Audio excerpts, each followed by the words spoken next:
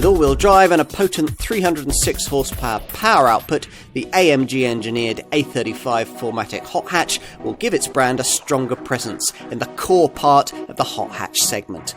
If you want a very quick hatchback that can do almost everything, is this where you should start your search?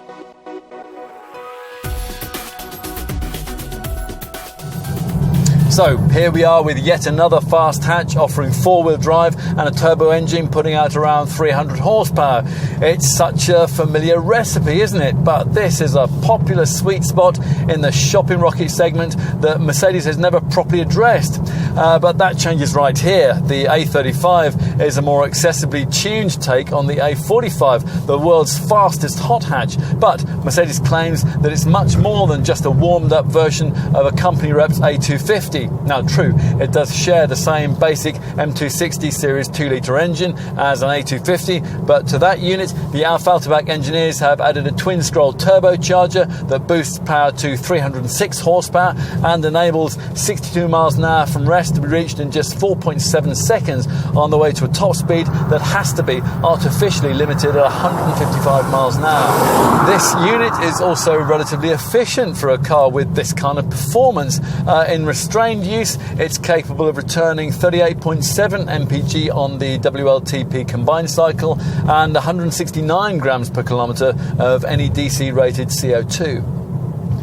For sharper handling than the old first-generation A45 model could deliver, the Mercedes AMG brand has here installed a faster reacting 4MATIC four-wheel drive system, bolted on sticky Pirelli P0 tyres, added in a clever AMG Dynamics torque vectoring system for extra cornering stability, and they've made the body and platform of this car far more torsionally rigid. Plus, they've included a quicker shifting speed shift DCT 7-speed paddle shift auto gearbox setup, and that features more urgent control software and case hardening for the first 3 ratios to allow for tyre smoking starts, and that'll be aided by race start launch control mode. To get the most from it all, you'll want to play with the various settings of the AMG Dynamic Select driving mode system. There are 4 main ones: Comfort for normal motoring, the new Slippery mode for when it's wet, and either Sport or Sport Plus for when you're pressing on and you want to hear the sports exhaust out back popping and crackling like popcorn in a microwave. Exhaust note is one of the parameters that are influenced by Dynamic Select. The others, as usual, are throttle response, steering, gear shift timings, and, if you've paid extra for the AMG ride control system, adaptive damping suspension field too. And now you'll need that setup because the standard ride quality is very much on the firm side. The end result of all this isn't quite as dynamically complete as some rivals, but if you want a premium badge contender in this class that can let its hair down a bit, then the A35 could be a perfect pick. If you're wanting a really quick hot hatch, you'll probably have a very definite idea about how you want it to look. Should the styling be subtly sporty, like, say, a BMW M135i? Or do you want an extrovert street racer, like, say, a Honda Civic Type R? Well, to some extent, this Mercedes can be specified either way. In the standard form we have here, it looks very little different to an ordinary AMG line-trimmed A-Class model. If, though, you add in the optional AMG Aerodynamics package, the visual aggression is ramped up a good few notches. Although Mercedes does hope that, even in that form, its cool brand equity will prevent the appearance from coming over as too max power. Okay, enough with that. Let's see just how much trouble the Mercedes AMG brand has taken in differentiating the interior.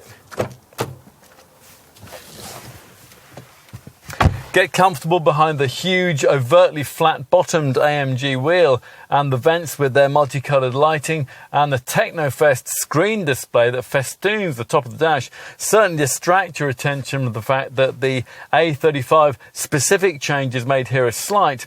The ambiance, though, is without doubt a highly premium one, and it's aided by little touches like double-stitched door cards, stainless steel pedals, and the 64-colour ambient lighting package. The key design design feature lies with the lack of the kind of cowled instrument binnacle that almost every other car on the market has to have. Instead, two elongated square colour TFT screens are provided, one for the centre dash infotainment system and the other for the instrument dials. Now, these monitors are both 7 inches in size as standard, but they can be upgraded, as they have been here, to 10.25 inches in size if you pay extra. The central one is your main interface for the brand's clever MBUX. That's the Mercedes-Benz User Experience Multimedia System, and it includes hard disk sat-nav and the brand's latest, but sometimes rather frustrating, Hey Mercedes voice control system. Okay, time to take a seat in the back. A 6-footer might still struggle a bit to sit behind another adult of similar height, but overall there's significantly more room for knees and legs than there was from that previous A-Class hot hatch. And the boot, well, at 370 litres in size, it's 29 litres bigger than the trunk of the old A45 model, and thanks to the 2-section rear lights, the loading aperture is 200mm wider than it was with that old car, and the luggage compartment floor is 115mm longer. Fold down the seats completely, and 1,210 litres of total capacity can be freed up. In summary, if you want a really quick hot hatch that's a bit less straight-laced than the usual premium badged offerings in this segment, then you'll probably like the A35 a lot. It's a Mercedes, and it's a lot of the things a car like this really should be. And for us, that's an appealing combination.